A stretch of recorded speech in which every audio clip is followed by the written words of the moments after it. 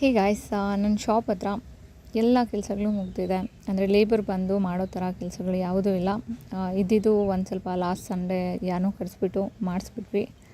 ಇವಾಗ ಒಂದು ಸ್ವಲ್ಪ ಸಿಮೆಂಟ್ ಕೆಲಸ ಇದೆ, ಮತ್ತು ಒಂದು ಸ್ವಲ್ಪ ಪೇಂಟ್ ಮಾಡೋದಿದೆ. ಅದನ್ನು ನಾನೇ ಮಾಡ್ಕೊತೀನಿ, ಲೇಬರ್ ಏನೂ ಬೇಕಾಗಿಲ್ಲ. ಒಂಥರ ಖುಷಿ ಆಗ್ತಿದೆ ಗೈಸ್, ಏಕೆಂದರೆ ನಮ್ಮ ಕಡೆ ಲೇಬರೇ ಸಿಗೋದಿಲ್ಲ. ಸಿಕ್ಕಾಗೆಲ್ಲ ಅದರಲ್ಲೂ ಒಂದು 2 ತಿಂಗಳು 3 ತಿಂಗಳು 6 ತಿಂಗಳು ಗ್ಯಾಪ್ ಬಿಟ್ಕೊಂಡು ಒಂದೊಂದು ಕೆಲಸಗಳು ಮಾಡಿಸ್ಕೊತಾ ಇದ್ದೆ.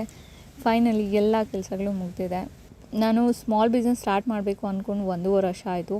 1.5 ವರ್ಷದ ಹಿಂದೆ ನಾನು ಆ ಶಾಪನ್ನು ತೊಗೊಂಡಿದ್ದು, ಅಂದರೆ ಏನೋ ದಬಾಕ್ತೀನಿ ಅಂತ. ಬಟ್ ಇಲ್ಲಿ ತನಕ ಇನ್ನೂ ಏನೂ ಮಾಡೋಕ್ಕಾಗಿಲ್ಲ.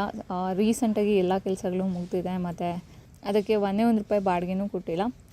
ಆ ಶಾಪ್ ಬಂದುಬಿಟ್ಟು ನಮ್ಮದೇ ಗೈಸ್, ಅಂದರೆ ನಮ್ಮ ಫ್ಯಾಮಿಲಿಯವ್ರದ್ದು, ನಮ್ಮ ಅಣ್ಣಂದು. ಆದರೂ ನನಗೆ ಒಂಥರ ಗಿಲ್ಟ್ ಫೀಲ್ ಕಾಡ್ತಾ ಇರುತ್ತೆ. ಅವರು ಬೇರೆ ಯಾರಿಗಾದ್ರೂ ಬಾಡಿಗೆ ಕೊಟ್ಟಿದ್ರೆ ಅಟ್ಲೀಸ್ಟ್ ಈ ಹಳ್ಳಿಯಲ್ಲೂ ಒಂದು 10,000 ಆದರೂ ಬರ್ತಿತ್ತು ಅದಕ್ಕೆ ತಿಂಗಳಿಗೆ. ಎಷ್ಟೊಂದೆಲ್ಲ ವೇಸ್ಟ್ ಆಗೋಯಿತು ನನ್ನಿಂದ. ಅದು ಒಂಥರ ಬೇಜಾರಾಗ್ತಾ ಇರುತ್ತೆ.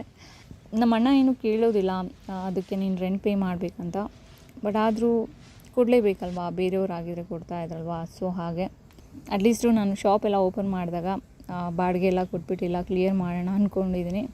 ನೋಡೋಣ, ನಾನು ಸ್ವಲ್ಪ ಈ ಹೆಲ್ತ್ ಇಶ್ಯೂಸ್ ಎಲ್ಲ ಕ್ಯೂರ್ ಮಾಡ್ಕೊಂಡಾದಮೇಲೆ ಏನೂ ತಡ ಮಾಡಲ್ಲ, ಓಪನ್ ಮಾಡೋದಷ್ಟೇ. ಅಂದರೆ ಹೆಂಗಂದರೆ ಓಪನ್ ಮಾಡೋದಷ್ಟೇ.